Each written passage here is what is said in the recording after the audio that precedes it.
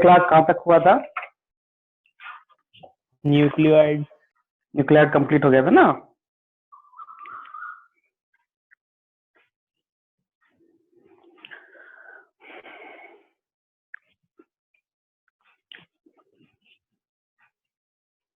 देखो न्यूक्लियोइड के बाद जो हम लोग आज स्टार्ट करने वाले हैं, ठीक है, आवाज आ रहा है ठीक से? बोर्ड भी ठीक ठीक से दिखाई दे रहा है ना? ठीक है, आज है उसके बाद हम लोग का जो नेक्स्ट टॉपिक था वो है प्लाज्मिड। ठीक है, तो प्लाज्मिड क्या होता है? तो ये एक एक्स्ट्रा क्रोमोसोमल डीएनए जिसको हम लोग बोलते हैं, जो कि प्रेजेंट रहता है बैक्टीरियल सेल में। ठीक है, और इसका अलग अलग, क्योंकि प्लाज्मिड हम लोग ये तरह का जेनेटिक मटेरियल है, कहने का मतलब ये कोई ना कोई कैरेक्टर जो है बैक्टीरिया का वो मेंटेन करता है। कैरेक्टर के पहले हम लोग को टाइप जानना है। ठीक है, ध्यान देना, यहाँ से जो है ये बहुत इंपॉर्टेंट इसलिए है क्योंकि इससे रिलेटेड क्वेश्चन जो है एम्स वगैरह में बहुत पूछता है। ठीक है ना, साथ में तुम्हारा नीट है या फिर एकेडमिक है सब में, क्योंकि 12th में जब जाओगे तो वहाँ पे बायोटेक्नोलॉजी हम लोग पढ़ेंगे, तो उस टाइम पे इसको समझना बहुत पड़े कि प्लाज्मिड का वर्ड वहाँ बहुत यूज होता है। तो हम प्लाज्मिड क्या बताएं, एक एक्स्ट्रा कहने का ये एक एक्स्ट्रा क्रोमोसोमल डीएनए होता है जो सेल्फ रेप्लिकेटिंग है, जो सेल्फ रेप्लिकेटिंग होता है। और सेल्फ रेप्लिकेटिंग के लिए इसमें जो रेप्लिकेटिंग डिस्क प्रेजेंट भी होता है। ठीक है ना, देखो इसका मेनली क्या, इसका टाइप जो ये है मेनली ये 3 टाइप्स का होता है, 3 टाइप्स का होता है। और ये जो तीनों टाइप्स है इसी पे इसका जो फंक्शन भी डिपेंड करता है। मेनली ध्यान रखना कि प्लाज्मिड का 3 टाइप है, एफ प्लाज्मिड बोलते हैं, दूसरा बोलते हैं आर प्लाज्मिड, और तीसरा बोलते हैं कॉल प्लाज्मिड। ये 3 टाइप का इसमें प्लाज्मिड प्रेजेंट है।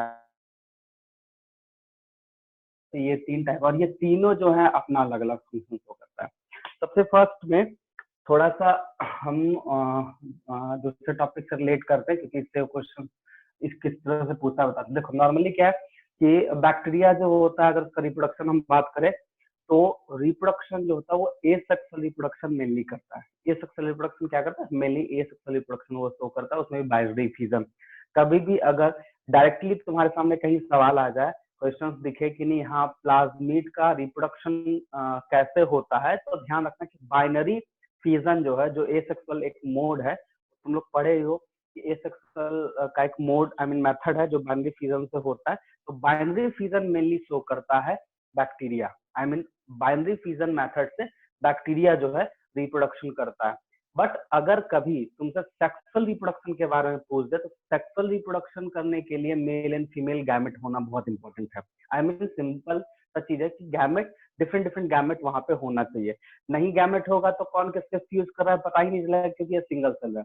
तो सेक्सुअल रिप्रोडक्शन में एक प्रोसेस होता है कंजुगेशन, और कंजुगेशन जो होता है उसमें कंजुगेशन प्रोसेस को प्रोसीड करने के लिए, कंजुगेशन प्रोसेस से सेक्सुअल रिप्रोडक्शन होता है। तो उस प्रोसेस में मेल एंड फीमेल जो प्रेजेंट होता है उससे जो मेल एंड फीमेल जो डिपेंड होता है वो एफ प्लाज्मिड से डिपेंड होता है। ठीक है, फिर से हम रिपीट कर रहे हैं कि सेक्सुअल रिप्रोडक्शन में अगर कंजुगेशन प्रोसेस पढ़ते हैं तो उसमें जो मेल और फीमेल का जो कैरेक्टरिस्टिक मेंटेन करता है वो एफ प्लाज्मिड या एफ फैक्टर डिपेंड करता है, क्योंकि एफ को हम लोग बोलते हैं फर्टिलिटी फैक्टर। ठीक है, देखो अब यहाँ समझना, जैसे हम बताए कि रिप्रोडक्शन की बात करें, सेक्सुअल रिप्रोडक्शन में कंजुगेशन में क्या होता है समझना यहाँ पे।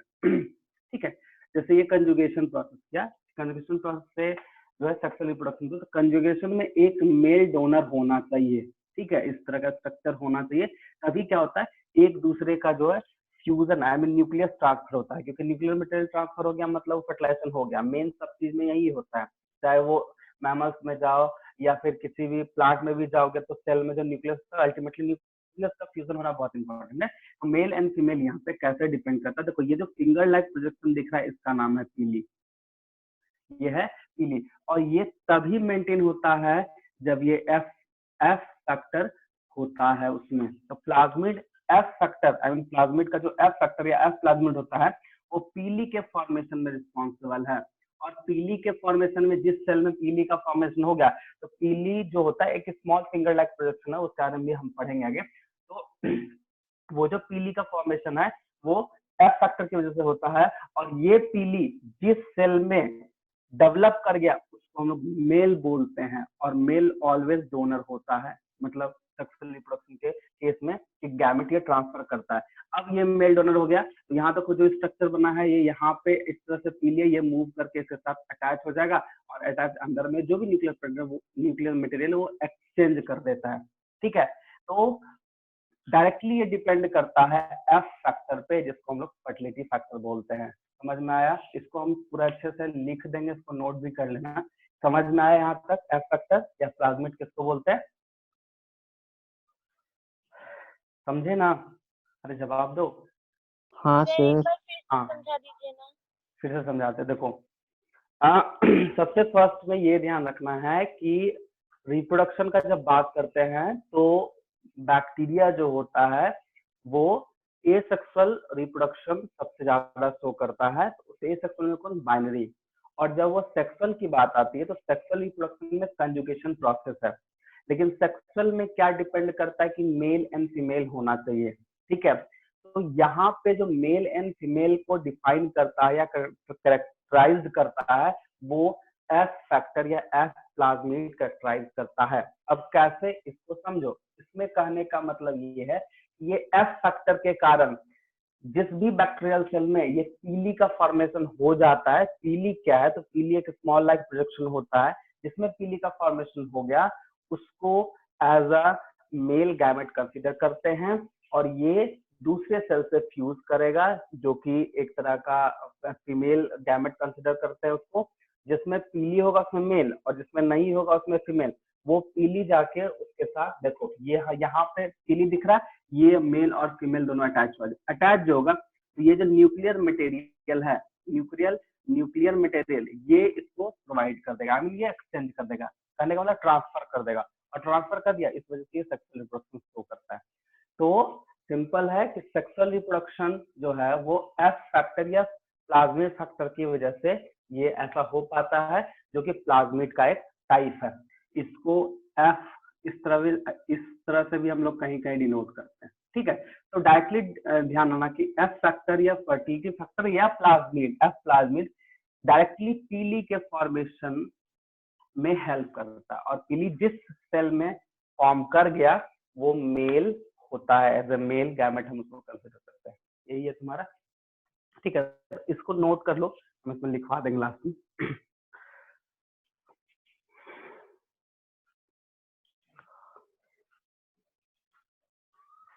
देखो एक चीज हमेशा ध्यान रखना, एक और चीज ध्यान से सुनो।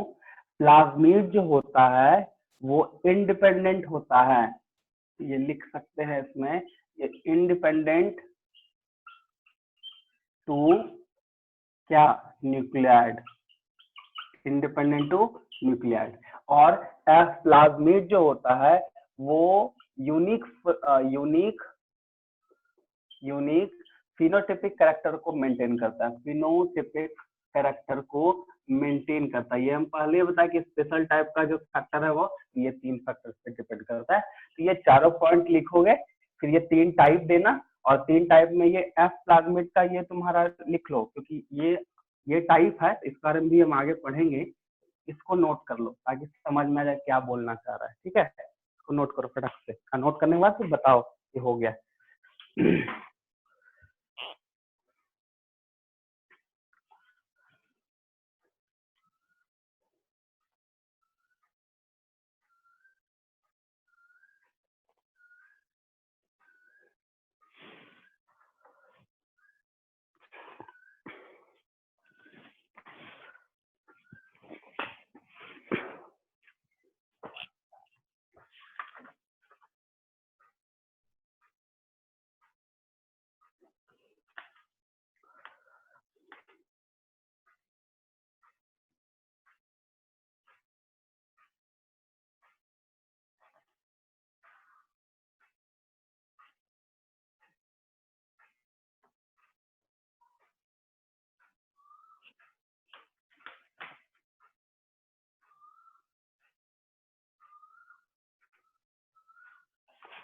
नोट कर लिए?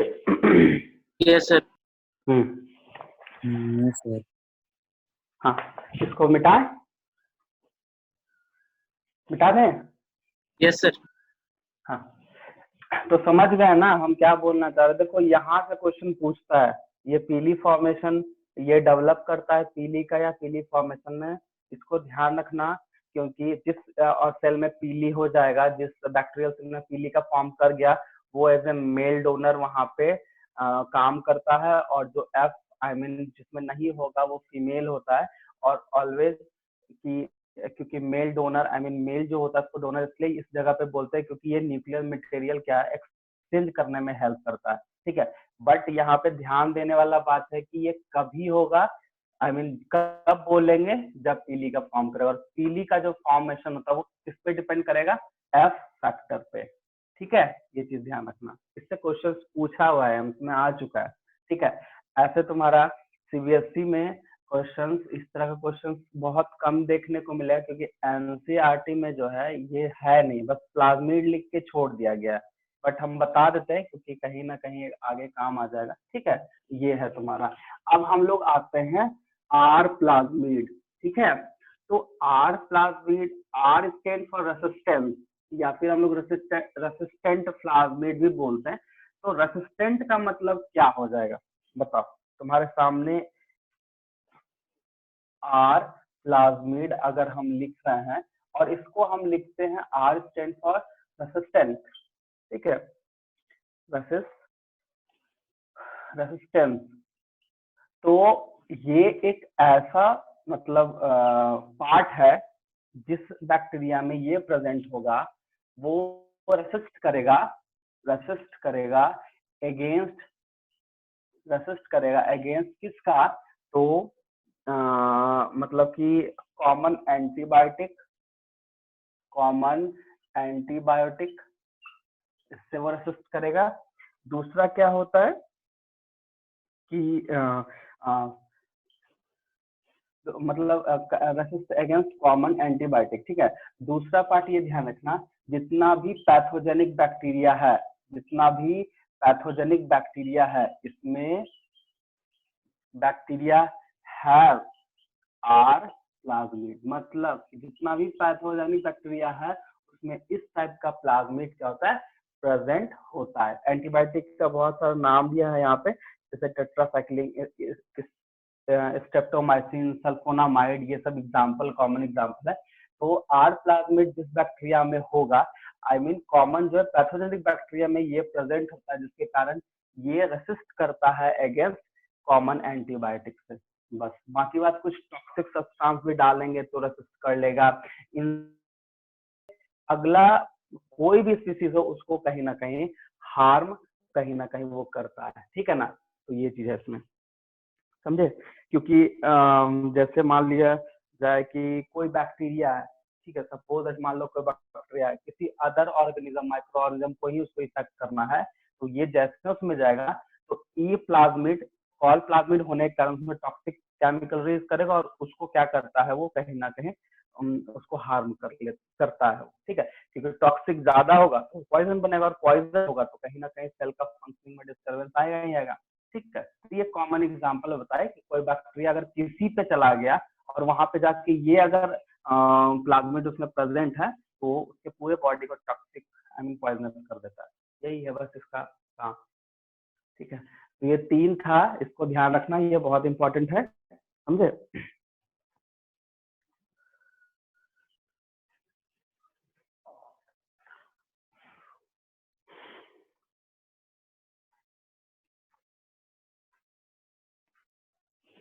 टॉक्सिक का भी नाम लिख देते हैं, जैसे टॉक्सिक केमिकल में 2 है, एक है कॉलिसिन, कॉलिसिन से, और बैक्टीरियोसिन, बैक्टीरियोसिन,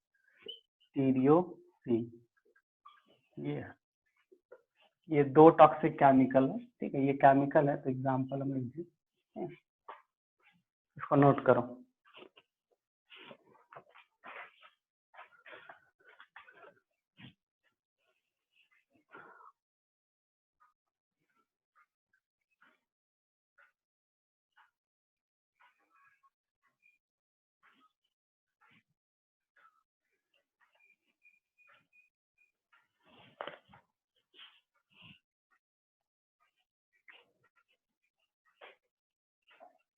हो गया। हाँ सर। Yes, sir.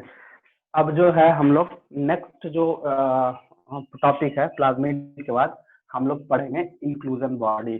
ठीक है, इंक्लूजन का मतलब क्या हुआ? तो इंक्लूजन बॉडी जो होता है सबसे पहले वो नॉन लिविंग है। ठीक है, हम क्या बता रहे हैं? Inclusion body. ठीक है, सबसे पहले ये नॉन लिविंग स्ट्रक्चर है, नॉन लिविंग स्ट्रक्चर।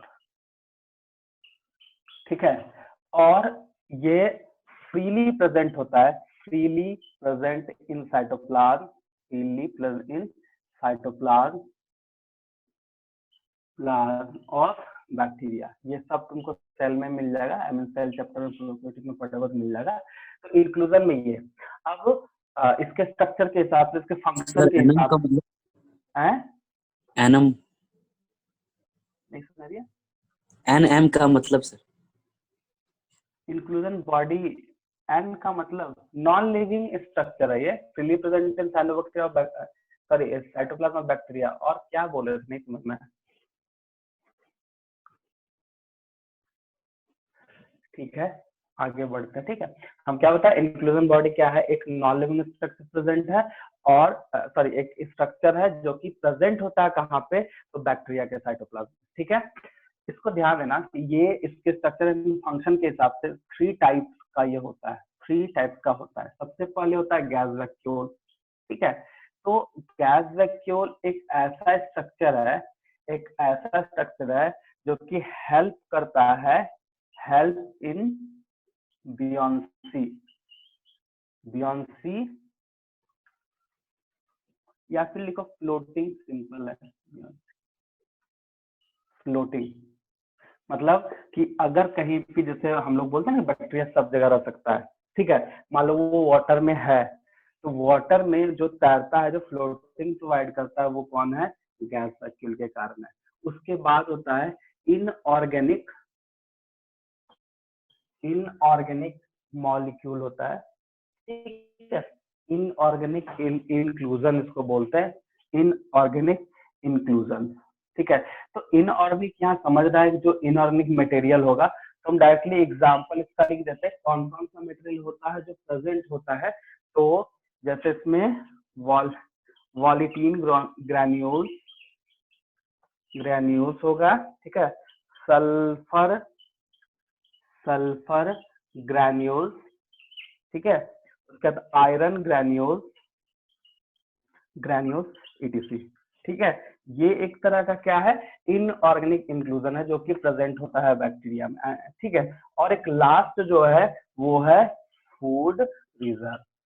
तो यह ध्यान देना, फूड रिजर्व कहने का मतलब कि फूड को स्टोर करके रखता है, कि मान लिया जाए कभी ऐसा कंडीशन हो हमको बाहर से खाना नहीं मिल पाया, क्योंकि बैक्टीरिया का जब न्यूट्रिशन पढ़ेंगे उसमें 3-4 प्रोसेस है, जैसे ऑटोट्रॉफ भी करता है वो, पैरासिटिक भी है, सेप्रोफिटिक भी है, तो सबका अलग अलग मोड ऑफ न्यूट्रिशन है। तो फूड रिजर्व हर एक यूनिसेलर में या हर एक पैथोजेनिक, तुम माइक्रोऑर्गेनिज्म ले लो या बैक्टीरिया ले लो, हर एक में एक फूड रिजर्व प्रेजेंट होता है। कहने का मतलब फूड को रिजर्व करके रखता है in the form of granules, या बोल सकते हैं in the form of molecule, जैसे ग्लूकोज। ठीक है, तो ग्लूकोज के लिए स्टार्च होता है प्लांट में, और एनिमल में सेलुलोज होता है। उसी तरह बैक्टीरिया में भी कुछ कुछ ऐसा रिजर्व फूड मटेरियल है जो कि प्रेजेंट होता है किसी न किसी फॉर्म में। तो जैसे हम फूड रिजर्व की बात कर रहे हैं, तो साइनोबैक्टीरिया में साइनोफाइसी, साइनोबैक्टीरिया में कौन सा, जिसको हम लोग ब्लू ग्रीन एल्गी बोलते हैं, इसमें साइनोफाइसी, साइनोफाइसियन स्टार्च प्रेजेंट है। ठीक है, ये जैसे एक नाम दिया हुआ है। उसके अलावा बीटा ग्रेन्यूल्स, इसी को हम लोग बोलते हैं लिपिड ग्लोब्यूल्स, इसी को बोलते हैं लिपिड ग्लोब्यूल्स। ठीक है, जो कि प्रेजेंट रहता है, और प्रोटीन भी रहता है, और प्रोटीन ग्रैन्यूल्स भी रहता है, और प्रोटीन ग्रैन्यूल्स भी प्रेजेंट होता है इसमें। ठीक है, उसके साथ साथ में बहुत सारा बैक्टीरिया बैक्टीरिया में स्टार्च के जगह पे ग्लाइकोजन, ठीक है, तो दूसरे बैक्टीरिया में जैसे स्टार्च की जगह पे ग्लाइकोजन, ठीक है, जैसे हम लोग बोले ना कि प्लांट में अगर ग्लूकोज को स्टोर करना है तो स्टार्च के फॉर्म में चला जाता है, एनिमल में स्टोर करना है तो चला जाता है किसमें, तो वो होता है तुम्हारा सेलुलोज, ठीक है, या फिर हम वहां पे बोलते हैं ग्लाइकोजन। तो ग्लाइकोजन बैक्टीरिया में ग्लाइकोजन के फॉर्म में ग्लूकोज जो है वो फूड रिजर्व के फॉर्म में वहां पे प्रेजेंट होता है। ये तीन है इंक्लूजन बॉडी जो कि फ्रीली प्रेजेंट होता है, I mean cytoplasm of bacteria में। दूसरा ये नॉन लिविंग स्ट्रक्चर और इसका कुछ ना कुछ फंक्शन होता है, ठीक है। तो गैस वैक्यूल है तो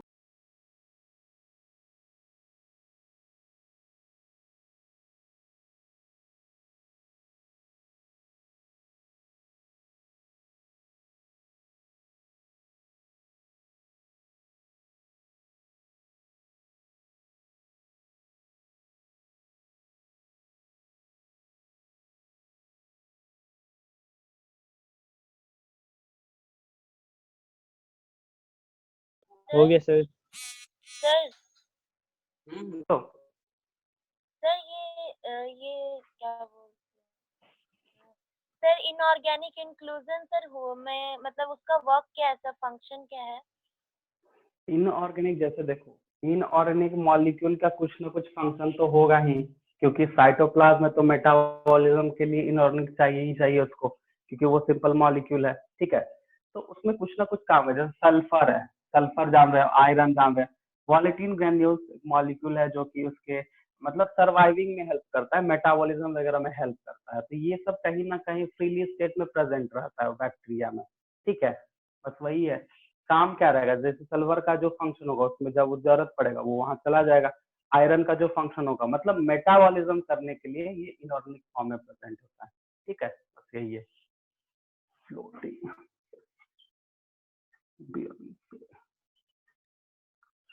बियॉन्सी भी लिख सकते हैं, BUOYANCY, ठीक है। बियॉन्सी मतलब था फ्री फ्लोटिंग या फ्लोटिंग, ठीक है। तो इसको नोट करो, ये इंक्लूजन बॉडी है, ठीक है। देखो एक चीज ध्यान रखना कि ये सब ना एग्जाम्पल बहुत इंपॉर्टेंट है इंक्लूजन बॉडी में, जैसे गैस वैक्यूल तो नहीं, इन ये एग्जाम्पल इंपॉर्टेंट है, ठीक है। ये साइनोबैक्टीरिया में साइनोफाइसियन स्टार्च वगैरह ये सब थोड़ा इंपॉर्टेंट है, ये सबसे ज्यादा इंपॉर्टेंट है। इस तरह का क्वेश्चन पूछता है क्योंकि एनसीईआरटी में दिया हुआ है, ठीक है, इसको नोट कर लो।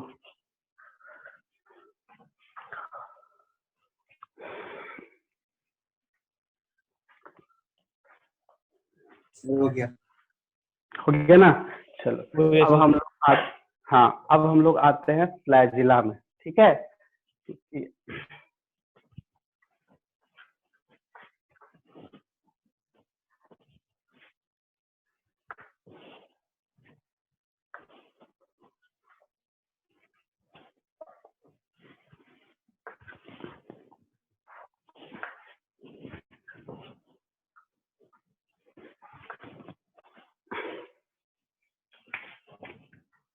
अब हम लोग आते हैं फ्लैजिला में, ठीक है।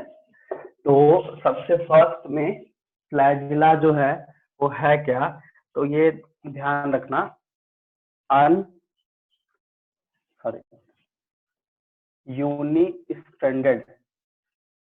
यूनिस्ट्रैंडेड थ्रेड लाइक स्ट्रक्चर है, थ्रेड लाइक स्ट्रक्चर होता है, ठीक है, प्रेजेंट इन बैक्टीरियल सेल। एक चीज हमेशा यहाँ पे ध्यान देना, ये भी इम्पोर्टेंट है कि फ्लैजिला उसी में प्रेजेंट होगा जो मूव कर रहा है, क्योंकि बैक्टीरिया के मूवमेंट के लिए कोई भी ऐसा दूसरा स्ट्रक्चर नहीं है जो उसको हेल्प कर पाए। मूवमेंट अलग चीज है, अटैचमेंट अलग चीज है, क्योंकि अटैचमेंट के लिए फिम्ब्री भी पढ़ेंगे हम लोग, ठीक है, पीली भी पढ़ेंगे जो पीली का भी फंक्शन बताए। तो अगर तुमसे मूवमेंट की बात करता है तो सबसे ज्यादा फ्लैजिलर मूवमेंट प्रेजेंट होता है इन बैक्टीरिया। कहने का मतलब कि अगर मूवमेंट होता है तो उसमें फ्लैजिला प्रेजेंट होगा उस बैक्टीरिया में, ठीक है, या किसी बैक्टीरिया में फ्लैजिला प्रेजेंट है तो वो मूव जरूर करेगा, इतना ध्यान रखना। बाकी बात तो मोस्ट ऑफ द बैक्टीरिया जो होता है अटैच्ड होता है कहीं ना कहीं, ठीक है। तो ये जो स्ट्रक्चर है, ये जो थ्रेड लाइक स्ट्रक्चर होता है, इसका मेन काम है मूवमेंट ऑफ मतलब स्पीसीज या फिर बैक्टीरिया हम बोल सकते हैं, ठीक है। तो मतलब मूवमेंट में काम करता है। दूसरा कि ये कंसिस्ट करता है 3 पार्ट से, it is made up of 3 part, ठीक है। तो पहला जो है वो है बेसल बॉडी, दूसरा जो है हुक, और तीसरा हो जाता है फिलामेंट। ये 3 पार्ट इसमें होता है, ठीक है। इसका हम स्ट्रक्चर बना देते हैं, समझे। अब देखो जो फ्लैजिला होता है, ठीक है, फ्लैजिला जो होता है ये बना है किससे, तो ये बना है प्रोटीन से। Flagella made up of protein called पहले भी हम बता चुके हैं, फ्लैजिलीन प्रोटीन होता है, फ्लैजिलीन प्रोटीन होता है, ठीक है। तो ये मोस्ट ऑफ द जो इसका आई मीन बोलता है कि प्राइमरी फंक्शन क्या है, तो हेल्प इन द मूवमेंट, उसके बाद होता है capturing of food and attachment सबसे बाद मिलेंगे। अटैचमेंट, ये 3 काम ये करता है, तो मेनली मूवमेंट काम करता है, ठीक है। तो यही है इसका।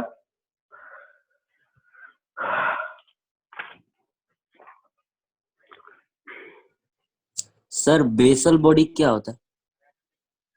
बेसल बॉडी पार्ट का नाम है, हम फिगर अभी बताए नहीं, इसको नोट कर लो, हम फिगर बना देंगे तो समझ में आ जाएगा। क्योंकि देखो जैसे मान लिया जाए, ठीक है, अगर अच्छा इसको उतारो ना, हम फिगर बना देंगे तो समझ में आ जाएगा, ठीक है। फ्लैजिला का पूरा जो बॉडी का जो पार्ट है ना, उसको 3 पार्ट में बांटा है। तो किसको हम लोग बेसल बॉडी, किसको हुक एंड किसको फिलामेंट बोलते हैं, ये हम लोग वहां पे पढ़े, ठीक है।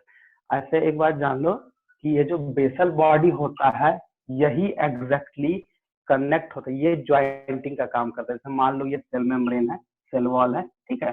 तो इससे जो निकलेगा बाहर, ये पूरा पोर्शन बेसल बॉडी कहलाता है, ठीक है। और ये वाला पोर्शन जो है वो हुक कहलाएगा, और ये वाला पोर्शन जो लॉन्ग थ्रेडिंग है वो फिलामेंट होता है। तो इसका फिगर हम अच्छे से बना देते हैं तो तुमको समझ में आ जाएगा, ठीक है। इसको नोट कर लो।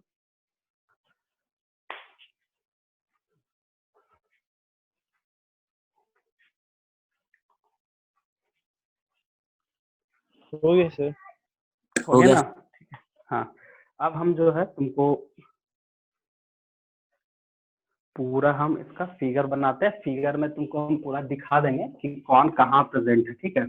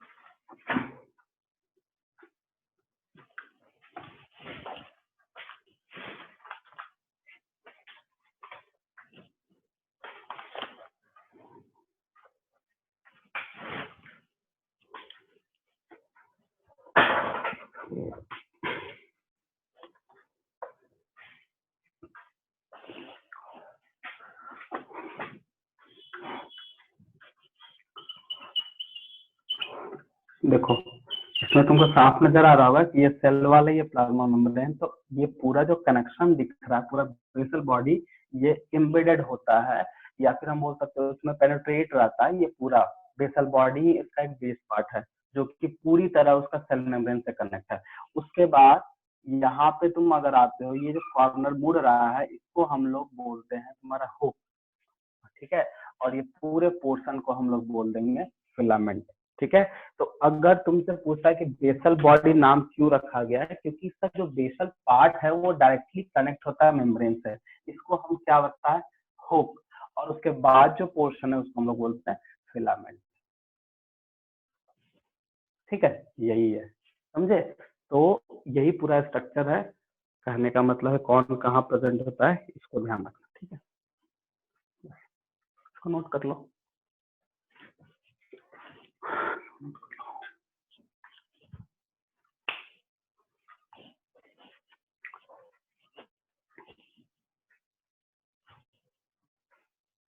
सर बोलो। सर आप बोले बेसल बॉडी किससे कनेक्ट होता है, मेम्ब्रेन से? देखो देखो, ये जो है उसका सेल इनवेलप है ना, सेल इनवेलप, याद करो बताए थे, जो आउटर बाउंड्री पार्ट उसको सेल इनवेलप बोलते हैं ना। सेल इनवेलप में 3 पार्ट था, glycocalyx, cell wall, plasma membrane. Basal body ये दोनों में कनेक्ट होता है, इस दोनों मेम्ब्रेन को कनेक्ट करते हुए फिर ये आगे बढ़ेगा। ठीक है, बस। तो सेल इनवेलप में के अंदर ये रहता है बेसल बॉडी। ठीक है,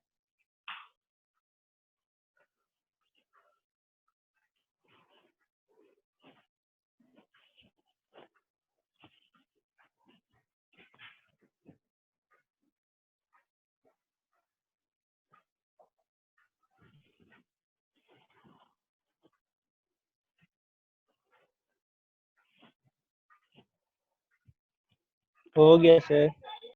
हो गया ना। ठीक है, अब जो हम लोग नेक्स्ट है वो है पीली एंड फिम्बरी। तो पीली एंड फिम्बरी दोनों के बारे में बता चुके हैं। पीली एंड फिम्बरी दोनों एक तरह का काम करता है। ठीक है,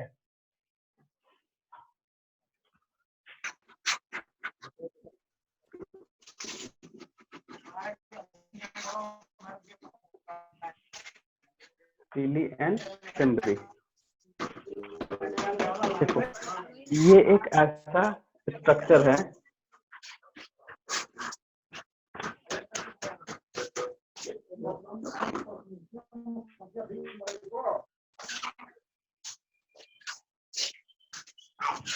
appendages क्लास चल which are not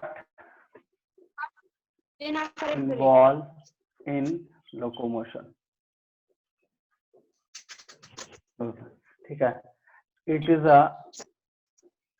short thread like structure present in रोज के bacterial टाइम तक चलता है। wall.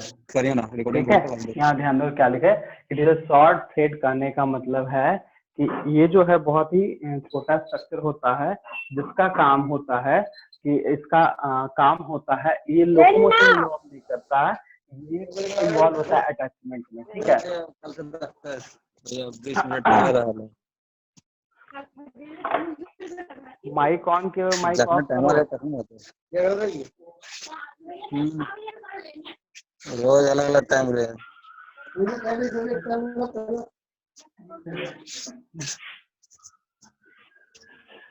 हेलो, अपना माइक ऑफ करो, पहले आवाज आ रहा है। ठीक है।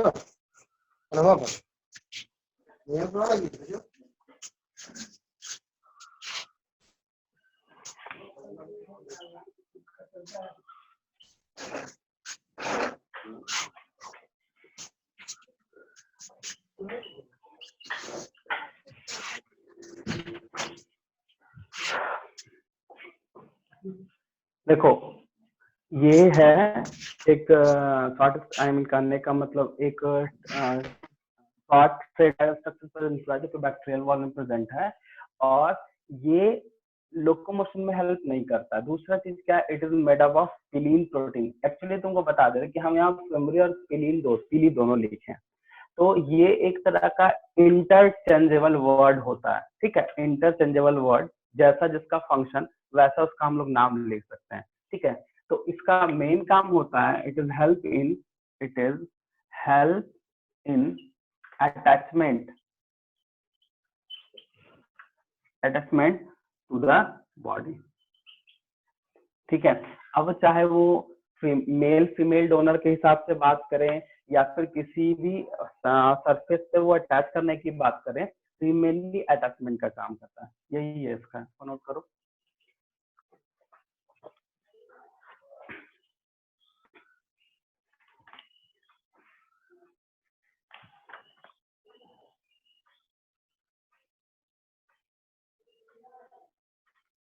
सर हाँ बोलो। सर ये अपेंडेजेस का मतलब क्या हुआ? एक तरह का आउट ग्रोथ है। अपेंडिजेस का मतलब आउट ग्रोथ, अपेंडिजेस हटा देते हैं, आउट ग्रोथ लिख लो, आउट ग्रोथ, ठीक है। टू द सॉलिड सरफेस यहाँ पे लिख सकते हो, सॉलिड सरफेस।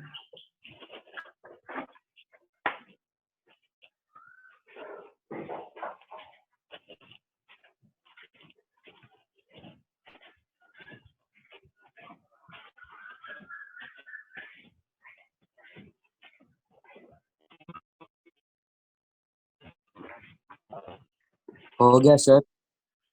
हो गया, ठीक है। सर हम लोग का हम लोग जो है आज इस टॉपिक में, ठीक है, हम लोग आज इस टॉपिक का जितना भी बैक्टीरियल सेल का कंपोनेंट्स वगैरह है वो सब कुछ आज खत्म कर दिए, ठीक है।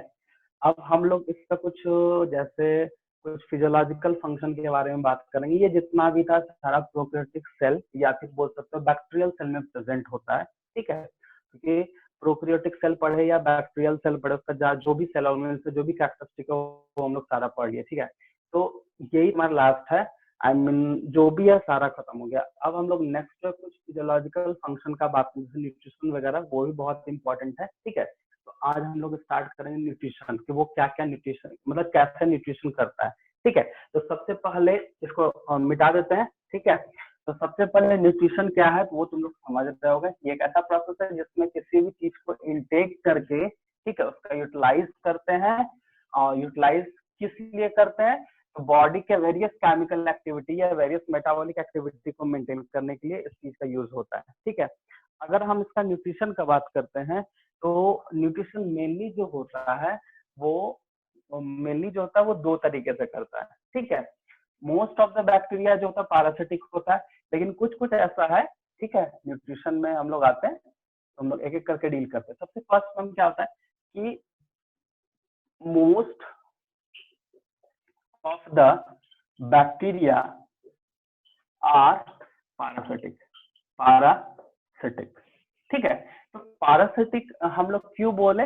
क्योंकि ये मैक्सिमम जो बैक्टीरिया होता है वो किसी ना किसी होस्ट पे रह के अपने फूड को इनटेक करता है, ठीक है। दूसरा, सम बैक्टीरिया आर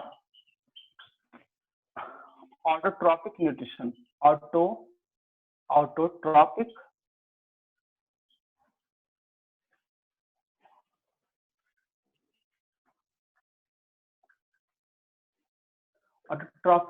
ऑटोट्रॉपिक कहने का मतलब फिर यहाँ पे दो चीज समझना।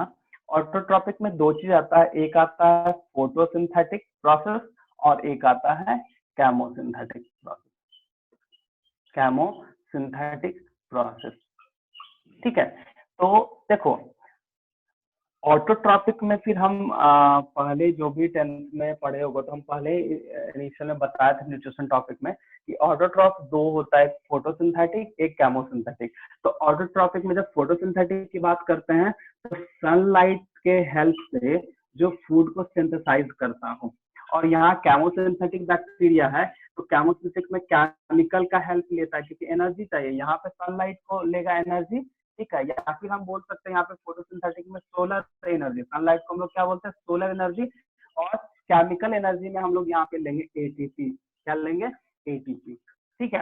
अब जैसे फोटोसिंथेटिक में जैसे बैक्टीरिया का एग्जांपल है साइनोबैक्टीरिया, ठीक है। साइनोबैक्टीरिया के एग्जांपल ऐसा जो फोटो ऑटोट्रॉप करता है क्योंकि उसमें हेटेरोसिस प्रेजेंट होता है, ये हम लोग आगे पढ़ेंगे। केमोसिंथेटिक में है जैसे इसका एग्जांपल है जितना भी न्यूट्रिएंट साइकिल है, न्यूट्रिएंट साइकिल जो भी जितना भी बैक्टीरिया करता है वो सारा केमोसिंथेटिक। अब न्यूट्रिएंट साइकिल में एग्जांपल है एंटो fixing bacteria is a chemosynthetic bacteria, हम लोग ले सकते हैं उसको, ठीक है। ये है तुम्हारा इसका न्यूट्रिशन, इसको नोट करो। हो गया सर। नोट कर लिए, ठीक है।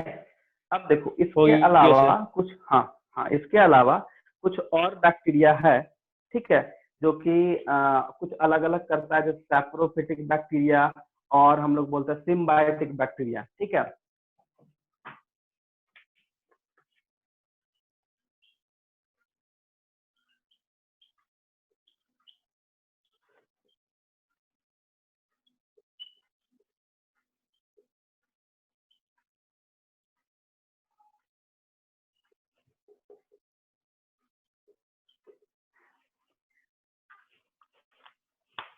इसको थोड़ा हम निपटा रहे हैं।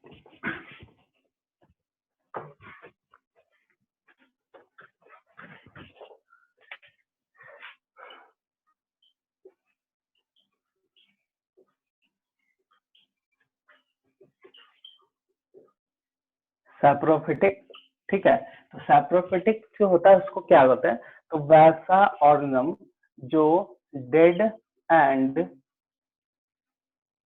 Decaying part of animal and plant species, plant part, ठीक है, या प्लांट ऑर्गेनिज्म, ठीक है, वो सैप्रोफिटिक हो गया, ठीक है। जैसे मान लो कि कोई भी सड़ा गला चीज है, उस पे कुछ बैक्टीरिया ग्रो करता है, तो वहां से न्यूट्रिशन लेता है सड़े गले पार्ट से, तो डेड एंड डिकेइंग पार्ट लिख सकते हो, या सिंपल एक रूट एंड पार्ट भी लिख सकते हो।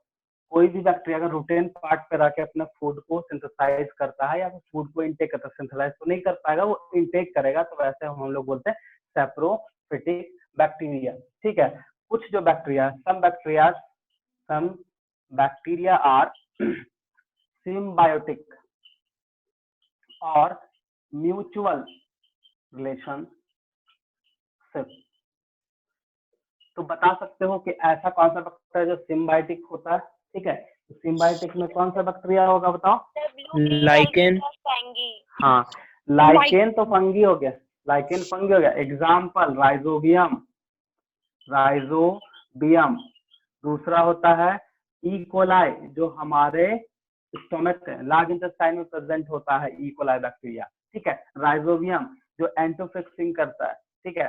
तो वो सब बैक्टीरिया को हम लोग सिम्बायोटिक भी बोलते हैं, ठीक है। और केमोसिंथेटिक में बहुत सारा बैक्टीरिया है, जैसे एक तो मैं नाइट्रोबैक्टर वगैरह बोले, उसके अलावा आयरन बैक्टीरिया, सल्फर बैक्टीरिया, उसमें बहुत सारा एग्जाम्पल है, ठीक है। बट इसमें जो ये जो कॉमन है, जैसे राइजोबियम तो हमेशा जाना, ई कोलाई, इस्टेरिया कोलाई, ऐसे ही बोला जाता है कि हमारे इंटेस्टाइन में एक ऐसा बैक्टीरिया है जो कि हमारे लिए बहुत हेल्पफुल, मतलब वो हमारे लिए बहुत हेल्पफुल होता है। जैसे वो हमारे बॉडी में विटामिन B12, विटामिन के, ये सब को एब्जॉर्ब करने में वो हेल्प करता है। तो वो इस्टेरिया कोलाई, ई कोलाई हम शॉर्ट फॉर्म में लिखें, तो ये इसका मोड ऑफ न्यूट्रिशन हो गया, ठीक है। तो इस तरह से हम लोग मोड ऑफ न्यूट्रिशन के केस में देखें तो 5 पढ़ लिए। एक हमारा हुआ फोटोसिंथेटिक, दूसरा केमोट्रॉपिक, तीसरा सैप्रोफिटिक, चौथा सिम्बायोटिक, और पांचवा क्या होगा? पैरासिटिक। तो most of the bacteria parasitic, बाकी बात कुछ कुछ चीज हम लोग को सब जगह दिखने को मिलता है, ठीक है। ये है तुम्हारा न्यूट्रिशन का पूरा टॉपिक। बोलो सर, ये ई कोलाई कॉलीफॉर्म बैक्टीरिया है? हाँ वही कॉलीफॉर्म बैक्टीरिया। सर वो तो हार्मफुल होता है ना सर? कौन बोला? बॉडी के लिए कैसे हार्मफुल हो जाए? ये कोलाई बैक्टीरिया कभी वो नहीं होता हार्मफुल, हमारे लिए हार्मफुल नहीं है ना सर। वो 10th में पढ़े थे ना सर, वो गंगा नदी में पाया जाता है वो कॉलीफॉर्म। नदी में पाया जाता है, वाटर के लिए ठीक है। इस्टेरिया कोलाई सबसे बड़ा रोल प्ले करता है बायोटेक में, ठीक है। बट वहां पे किस ध्यान, बायोटेक कहने का मतलब क्या है कि किसी भी ऑर्गेनिज्म का लेके उसके जेनेटिक मटेरियल को मैनिपुलेट करके ऐसा प्रोडक्ट बना जो कि ह्यूमन बींग्स के लिए यूज आ पाए, जैसे वैक्सीन वगैरह, वो क्या बायोटेक्नोलॉजी से यूज किया हुआ है। लेकिन उसमें भी ई कोलाई बैक्टीरिया का यूज होता है। वो तो अलग अलग सबका सोर्स है ना, सबका अलग अलग मतलब फंक्शन है, जगह जगह पे उसका फंक्शन है। तो वहां पे जब बायोटेक्नोलॉजी के लिए वो यूज होता है तो वो हमारे लिए हार्मफुल कैसे हो गया? हमारे बॉडी के लिए वो अलग काम करेगा और गंगा नदी में अलग काम करेगा, ठीक है। बायोटेक में फिर उसका अलग काम होता है, ठीक है। तो ये क्योंकि इसका ट्रांसफॉर्मेशन देखा जाता है कि कहाँ पे ये ट्रांसफॉर्म कर सकता है। तो हमारे जो इंटेस्टाइन में है ये वाला, ये ट्रांसफॉर्म नहीं कर सकता क्योंकि नॉर्मल सेल में यही नहीं ट्रांसफर करता है। जब तक इसको कोई मीडियम प्रोवाइड नहीं करेंगे या किसी भी तरह का इसमें चेंजिंग नहीं करेंगे तब तक ये नहीं करता है, इसलिए ये बैक्टीरिया प्रेजेंट होता है। ठीक है, यही है।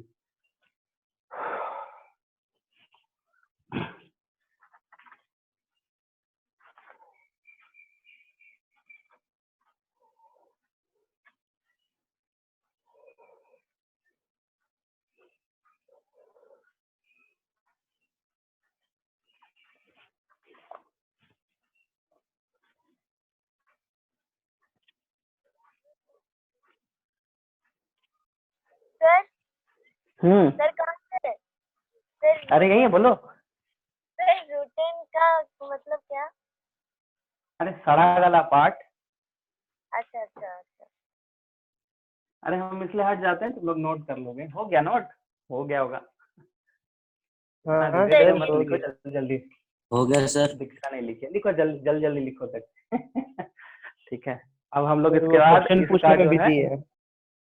अरे कोई बात नहीं, पूछने दो ना।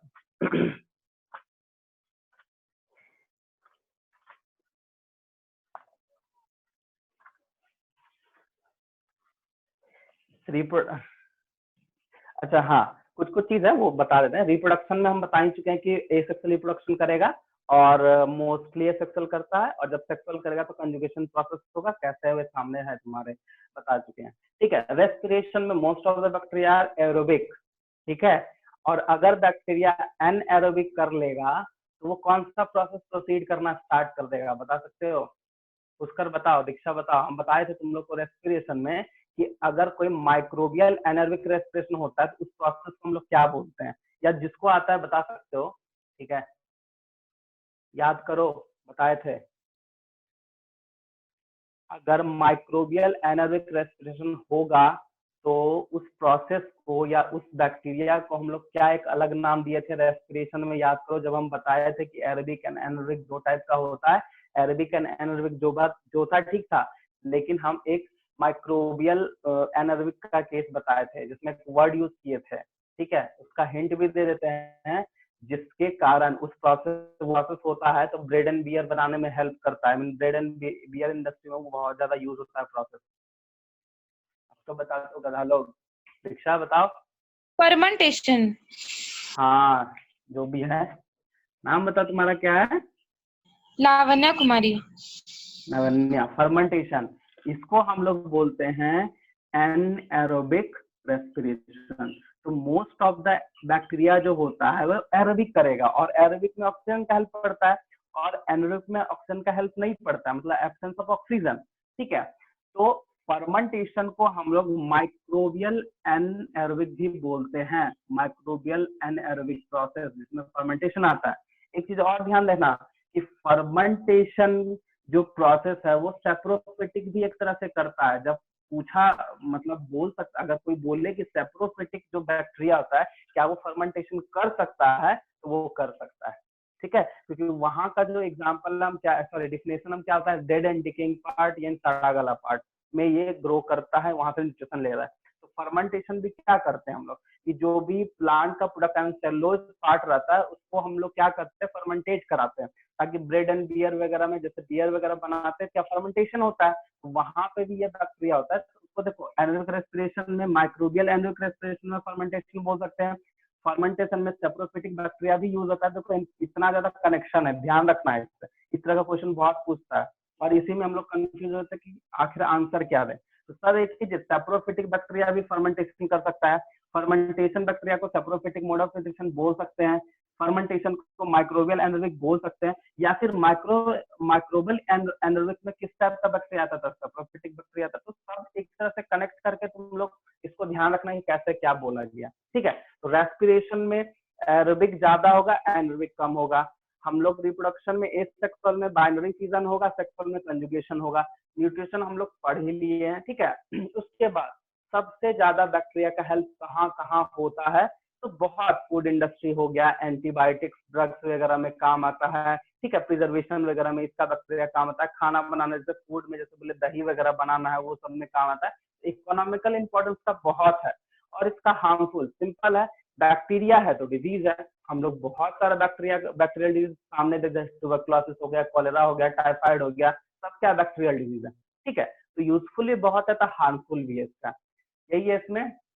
अब हम लोग बैक्टीरिया में हम लोग दो चीज पढ़े थे, सॉरी पढ़ना है, जो मेन मोनेरा में दिया हुआ है वो आर्ची एंड यू बैक्टीरिया। तो हम लोग इसके बाद आर्ची बैक्टीरिया स्टार्ट करते हैं, उसके बाद यू बैक्टीरिया में थोड़ा कैरेक्टरिस्टिक्स भी है हम लोग पढ़ेंगे। तो आर्ची बैक्टीरिया स्टार्ट करके इसको नोट किए हम, मिटाए इसको, ये वाला नीचे वाला नोट करो। हाँ ठीक सर। है? कर लिए सर, हो हाँ, गया। जो भी नोट नहीं किए हो कर लो इसको नोट।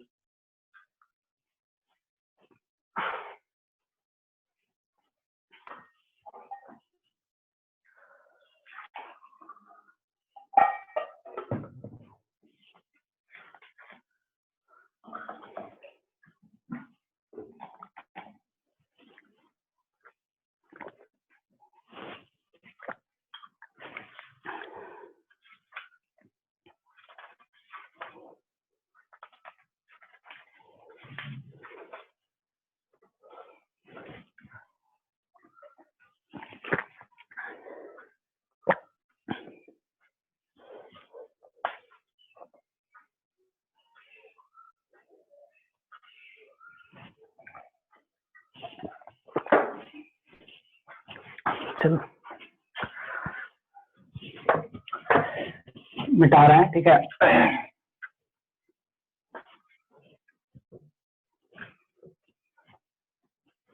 देखो, अब जो हम लोग आज डिस्कस करने वाले हैं वो आर्ची बैक्टीरिया है, आर्ची बैक्टीरिया।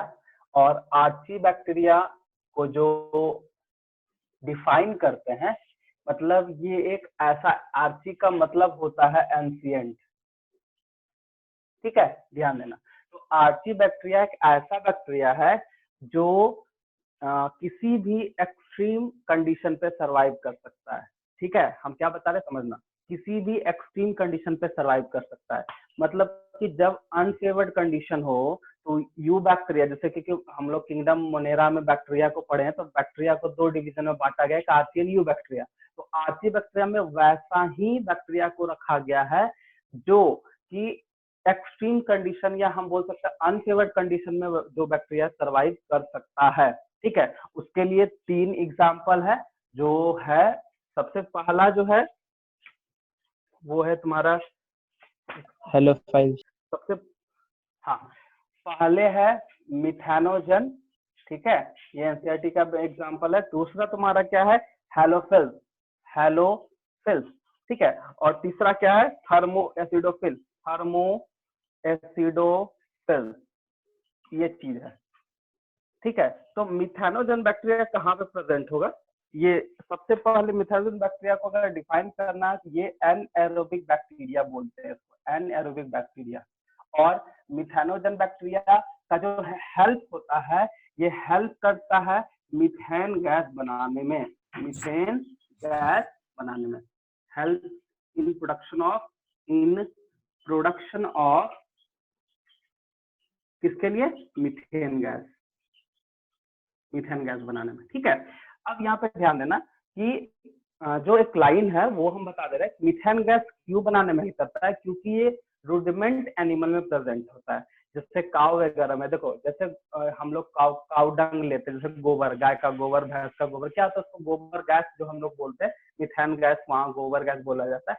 तो हम लोग बनाने में वो हेल्प आखिर क्यों आता है, क्योंकि ये मेथनोजन वहाँ पे बैक्टीरिया प्रेजेंट होता है। और मिथेनोजन बैक्टीरिया इसलिए प्रेजेंट है क्योंकि वो मीथेन गैस अल्टीमेटली बनाता है या गोबर गैस बनाता है, इसलिए वो प्रेजेंट होता है, वो एनारोबिक बैक्टीरिया होता है।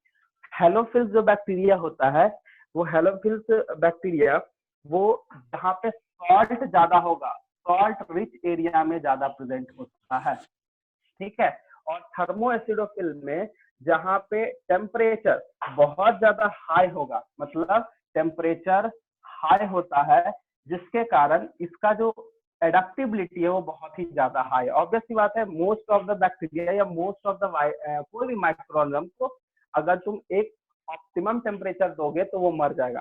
ठीक है, लेकिन ये एक ऐसा बैक्टीरिया है जो हाई टेम्परेचर पे भी सस्टेन करता है। अब एक तुम्हारे सामने ये सवाल आएगा कि कोई जैसे आर्ची बैक्टीरिया या यू बैक्टीरिया को अलग क्यों किया गया है, तो वो बैक्टीरिया, ठीक है।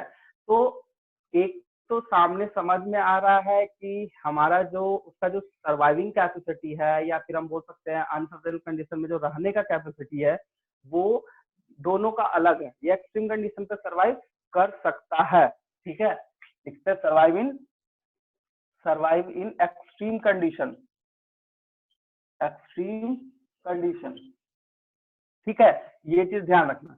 अब सर्वाइव इन एक्सट्रीम कंडीशन हम लिखे, इसका कहने का मतलब क्या हुआ कि ये तुम्हारे सामने हम जो बताए कि एक्सट्रीम कंडीशन मतलब जो नॉर्मल बैक्टीरिया नहीं रह पाएगा ये रह लेगा, और ये तो हमारे सामने 3 एग्जांपल है। तो एक सवाल होता है कि आखिर ये बैक्टीरिया का सर्वाइविंग का क्या रीजन है, आखिर क्यों ये सर्वाइव सेल हो वॉल। सकता है।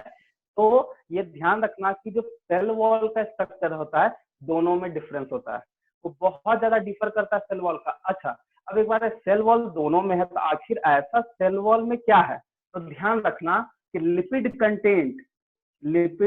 कंटेंट हाई होगा किसमें, हाई इन आर्ची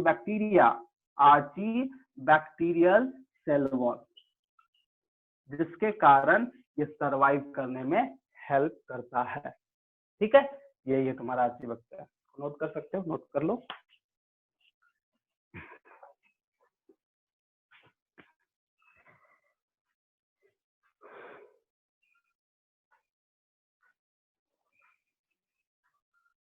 हो गया सर। हो गया ना, ठीक है। चलो एक और चीज तुम लोग को बता देते हैं कि ये तो एनाएरोबिक बैक्टीरिया है, ठीक है। मान लिया जाए कि कोई इस तरह का कोई बैक्टीरिया अगर कहीं पे आ जाता है, ठीक है, तो उसको किल कैसे करोगे, तो वहां से ऑक्सीजन हटा लो, अपने आप मर जाएगा, ठीक है। तो ऑक्सीजन हटा लेंगे तो ये मर जाएगा, बट ऑक्सीजन हटाने से कुछ बैक्टीरिया ही मरेगा। इस तीनों में कुछ एक बैक्टीरिया है जैसे हेलो मेथनोजन कभी नहीं मरेगा, क्योंकि ये ऑब्वियस बात ये एनरिक है, ठीक है। थर्मोएसिडोफिल के केस में कहता है ऑक्सीजन का कम चाहिए तब ये सर्वाइव करेगा, ज्यादा दे तो मर जाएगा, ठीक है। ये सब चीज है इसमें। तो आर्ची बैक्टीरिया ये हुआ, खत्म हुआ, इसको नोट कर लिया, मिटा रहे हैं। अब हम लोग आते हैं यू बैक्टीरिया, ठीक है।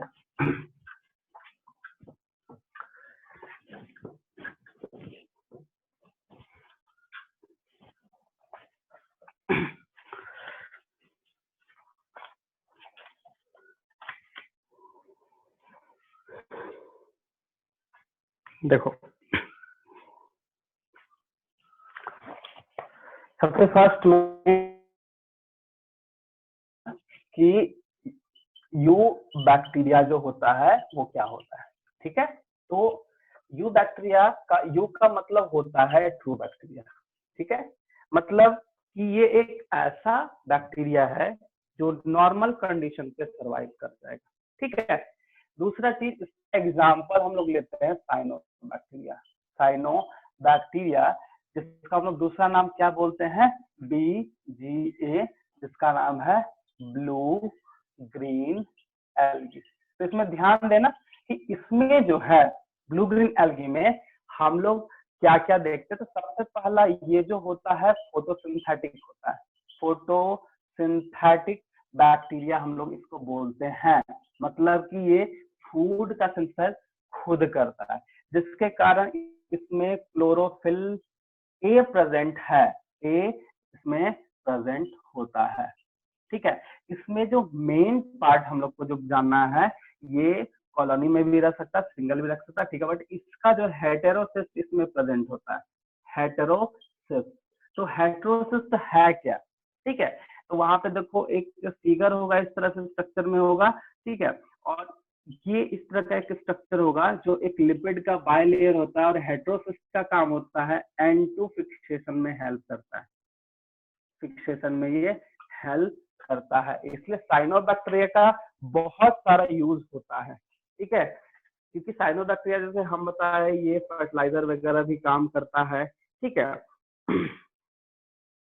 अब देखो इसमें क्या होता है, मतलब कहने का हेटेरोसिस्ट में N2 फिक्सेशन जो है वो तो हेल्प करता है, साथ साथ में इसमें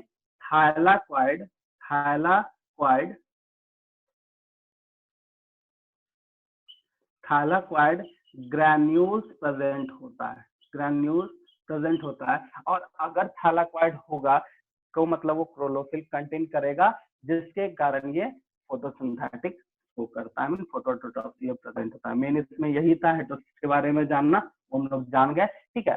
बस याद रखना कि ये ऑक्सीजन के लिए इम्परमिएबल होता है, ऑक्सीजन के लिए इम्परमिएबल होता है, मतलब ऑक्सीजन का यहाँ पे कोई ज्यादा यूज नहीं है, आई मीन ऑक्सीजन को ये रिलीज कर सकता है, मतलब सिंपल है, जो फोटोसिंथेटिक में होता है सब कुछ होगा। वहां पे क्लोरोफिल प्रेजेंट है, क्लोरोप्लास्ट है, बट बैक्टीरिया में एज ए क्लोरोप्लास्ट समझ सकते हो या प्लास्टिक समझ सकते हो, वो है हेटेरोसिस्ट, हेटेरोसिस्ट जो कि थैलाकॉइड ग्रैन्यूल्स में प्रेजेंट होता है, ठीक है। यही है तुम्हारा पूरा जो टॉपिक है हम लोग का खत्म हुआ। एक और टॉपिक है माइकोप्लाज्मा, वो हम बता देते हैं, ठीक है। Mycoplasma is a smallest bacteria, ठीक है, माइकोप्लाज्मा, इसको नोट कर लिए, इसको नोट कर लिए तो कर दो, नहीं तो फिर हाँ सर। मिटाते हैं। कर लिए? हाँ सर। हमने नहीं किया था बकरा। बता, कर ली ना? चलो मिटाते इसको, ठीक है। देखो, mycoplasma is a smallest bacteria, ठीक है, ऐसे भी हम लोग बोलते हैं स्मॉलेस्ट सेल जो है वो माइकोप्लाज्मा है, तो माइकोप्लाज्मा क्या होता है, इज अ स्मॉलेस्ट बैक्टीरिया, ठीक है। दूसरा क्या है, इसका नाम है PPLO, तो इसका फुल फॉर्म होता है pleuro pneumonia like organism, like organism, इसको ध्यान रखना, ठीक है। ऐसा क्यों प्लूरोनिमोनिया लाइक लिखा हुआ है, इसमें ध्यान देना, क्या दिख रहा है ना जी तुम लोग को बोर्ड सही से? Yes sir. ठीक है, प्लूरो, ठीक है। कोई बताओ प्लूरो या प्लूरल कहाँ पे प्रेजेंट होता है? पुष्कर और दीक्षा, या फिर जिसको भी आता है बताओ, ये हम बताए तुम लोग को कहाँ होता है। बोलो पुष्कर। बोलो दीक्षा, तुम बोलो, पुष्कर बोल देगा, तुम बोलो। बताते हैं। हाँ बता। ऐसा बात चलो तुम नहीं है लोग सर, नहीं बता पाएंगे शायद। अरे कोई बात नहीं, हमको क्यों पता नहीं है, नहीं तो बताएंगे? तुम बोल देते। बताएंगे, अरे रुको। हाँ लड़ाई नहीं करो दीक्षा, बताओ जल्दी, हम बताए हैं, चलो हिंट भी हम ले लेते अपने हैं। बारे में कह रहे थे, तुम्हारे बारे में नहीं। रेस्पिरेशन चैप्टर में है, हला नहीं, रेस्पिरेशन चैप्टर से है, हिंट भी दे दिए। चलो बताओ आप कहाँ प्लूरल कहाँ पे सुने थे?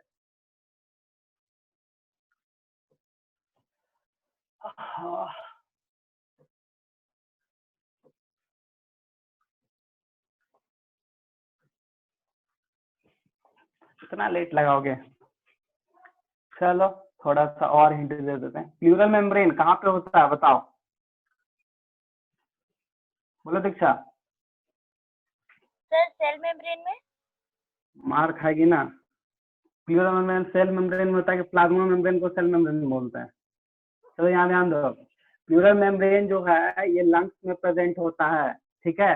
जैसे मान लो ये हमारा लंग्स है, तो इसको प्रोटेक्ट करने के लिए एक लेयर होता है जिसको हम लोग प्लूरल मेम्ब्रेन बोलते हैं। अब प्लूरल मेम्ब्रेन है तो इसके बीच में जो स्पेस है इसको हम लोग बोलते हैं प्लूरल कैविटी, और प्लूरल कैविटी है तो इसमें फ्लूइड प्रेजेंट होगा, क्योंकि कोई भी ऑर्गन जो होता है हम लोग के बॉडी में hollow tubular, hollow organ I mean tube like को छोड़ के जितना भी सॉफ्ट ऑर्गन है सबको प्रोडक्टिव लेयर चाहिए, और प्रोडक्टिव लेयर के बाद जो लेयर होता है आई मीन जो कैविटी है उसको प्लूरल कैविटी बोलता है, और वो कैविटी हमेशा आई मीन एक तो फ्लूइड से फिल्ड अप रहता है ताकि उसको बचा सके शॉकिंग से, मैकेनिकल प्रेशर वगैरह से उसको बचा सके, चाहे हमारा हार्ट हो या लंग्स हो, सब में इस तरह का जगह, या हमारा ब्रेन हो, ठीक है। ऊपर में कवरिंग दिखता है लेकिन उसके बाद जो लेयर है वो कैविटी है, एक स्पेस है जिसमें फ्लूइड प्रेजेंट होता है, तो कहीं भी ऐसा रहेगा तो प्रोडक्टिव लेयर के बाद कैविटी होता है, तो ये लंग्स में है तो इसलिए इसको हम बोलते हैं प्लूरल फ्लूइड, ठीक है। तो ध्यान रखना कि ये जो बैक्टीरिया मिला था वो पिग के आई मीन सुअर के लंग्स के लेयर के बीच में प्रेजेंट था, मतलब इसी तरह का उसका लंग्स भी होगा उसका, और लंग्स में लेयर प्रेजेंट था, तो ये यहाँ से फ्लूइड से ये बैक्टीरिया मिला था, और वो निमोनिया इसलिए लिखा गया क्योंकि निमोनियल डिजीज वो कॉज करता था, लंग्स वगैरह में पानी भर देता था इस तरह से, इसीलिए इसका नाम ऐसा लिया PPLO या प्लूरोनिमोनिया लाइक ऑर्गेनिज्म, ठीक है। तो वहीं से इसका नाम पड़ा। दूसरा है ये पैथोजेनिक होता है, पैथोजेनिक कहने का मतलब ये डिजीज कॉज करेगा प्लांट एंड एनिमल का, ठीक है। Pathogenic for plant and animal, ठीक है। तो वो पैथोजेनिक होता है किसके लिए, प्लांट एंड एनिमल का। दूसरा, तीसरा मोस्ट इंपॉर्टेंट चीज क्या है कि ये विदाउट ऑक्सीजन सर्वाइव करता है, विदाउट ऑक्सीजन ये सर्वाइव कर लेगा, ठीक है। यही है इसका। तो it is a granular like structure, बहुत ही छोटा सेल होता है और स्मॉलेस्ट सेल भी बोलते हैं इसको, और ये पैथोजेनिक होगा। और सबसे मेन है कि ये विदाउट ऑक्सीजन ये सर्वाइव कर सकता है और ये करता भी है, ठीक है। एनसीईआरटी में पढ़ना देखना, लास्ट खत्म होने के बाद 2-3-4 लाइन में इसका दिया है डिस्क्रिप्शन, इसमें यही है, इससे ज्यादा कुछ इसमें है भी नहीं, ठीक है। यही है, इसमें आरएनए एंड डीएनए प्रेजेंट होता है, इसमें एक रेप्लिकेटिंग डिस्क भी प्रेजेंट है जो कि रेप्लिकेशन करने में हेल्प करता है, क्योंकि सेल्फ रेप्लिकेटिंग होता है ये सब बैक्टीरिया लोग, ठीक है। तो ये प्रेजेंट है, ठीक है। सर हमारा चैप्टर आज का बोलो। सर एक बार mRNA का फुल फॉर्म बता दीजिए ना। मैसेंजर आरएनए, मैसेंजर आरएनए, ठीक है, समझ गए। हम इसमें तुमको क्या होता है, डीएनए, सॉरी आरएनए ने डीएनए, वो भी सिंगल डीएनए और ड्यूप्लेक्स होता है, डीएनए ड्यूप्लेक्स प्रेजेंट होता है, वो लिख देते हैं इसमें। इसमें सिंगल डीएनए ड्यूप्लेक्स प्रेजेंट होता है और साथ में रेप्लिकेटिंग डिस्क भी होता है, इसमें रेप्लिकेटिंग डिस्क प्रेजेंट होता है, तो ताकि ये रेप्लिकेट कर पाए, ठीक है। ये तुम्हारा पूरा किंगडम मोनेरा कंप्लीट हुआ, ठीक है। हम लोग फिर नेक्स्ट क्लास स्टार्ट करेंगे क्या, किंगडम प्रोटिस्टा, ठीक है।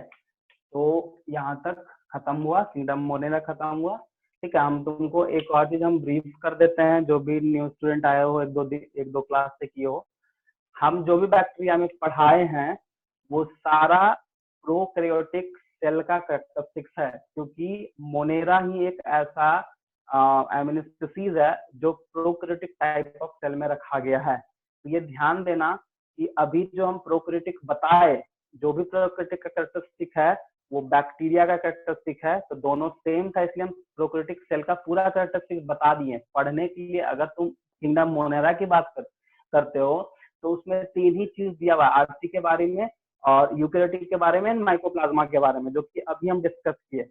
इसके पहले जो भी कैरेक्टरिस्टिक्स वगैरह था वो सारा प्रोकैरियोटिक सेल का, आई मीन बैक्टीरिया का ही है, क्योंकि बैक्टीरिया प्रोकैरियोटिक सेल है, तो दोनों का है।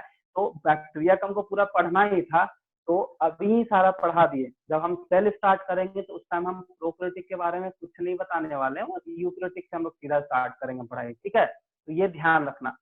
और अगर तुम लोग को कैरेक्टरिस्टिक्स वगैरह जो भी हम लिखा है, प्लाज्मिड है, माइकोप्लाज्मा है, ग्राम पॉजिटिव, ग्राम निगेटिव, जो भी तुम लोग को ढूंढना है तो मोनेरा वाला पार्ट में नहीं मिलेगा, वो सेल चैप्टर में चले जाना।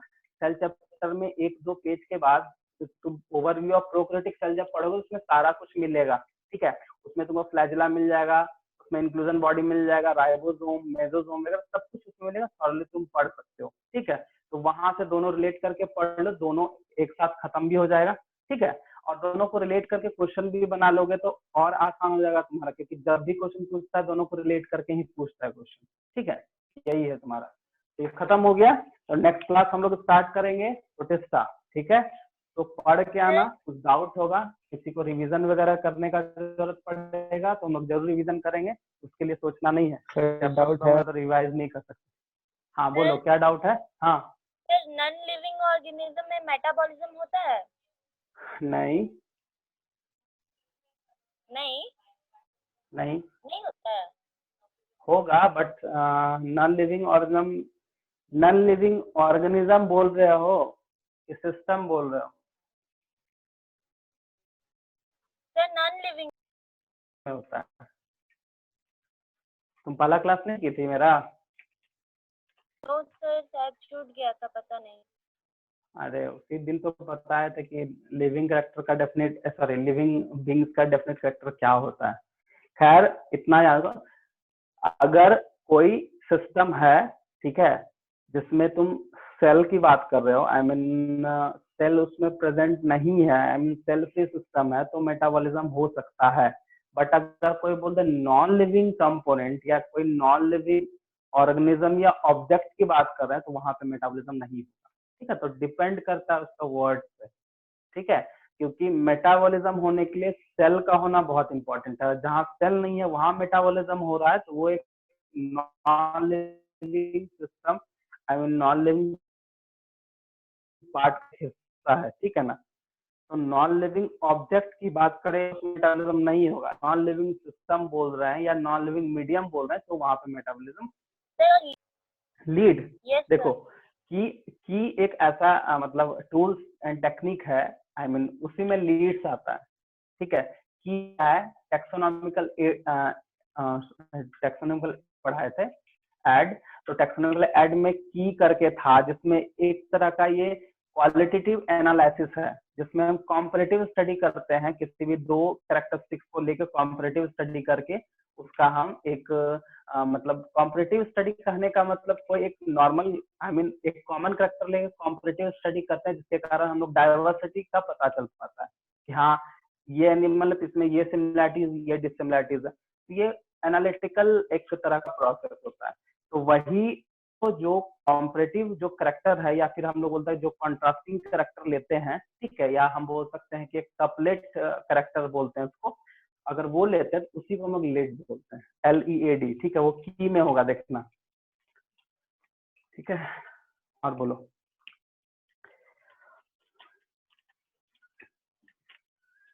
और किसी को कुछ प्रॉब्लम? नो सर ठीक है, तो हम लोग फिर नेक्स्ट क्लास स्टार्ट करेंगे प्रोटेस्टा। तो जिसके पास एनसीईआरटी बुक है वो थोड़ा रीड करके आना। ठीक है, एनसीईआरटी को ही फॉलो करो, एनसीईआरटी को जितने अच्छे समझना समझो पढ़ो वो ज्यादा अच्छा है। ठीक है, और लाइन वगैरह में भी दिक्कत होगा तो बोल सकते हो, मेरे पास एनसीईआरटी बुक है, ऐसा नहीं कि मेरे पास नहीं है। अगर मान ली कुछ लाइन में प्रॉब्लम हो गया, नहीं समझ में आया तो तुम बोल सकते हो। ठीक है, ठीक है, फिर तो नेक्स्ट क्लास मिलते हैं। ठीक, थैंक यू सर। ठीक है सर, बाय। ओके।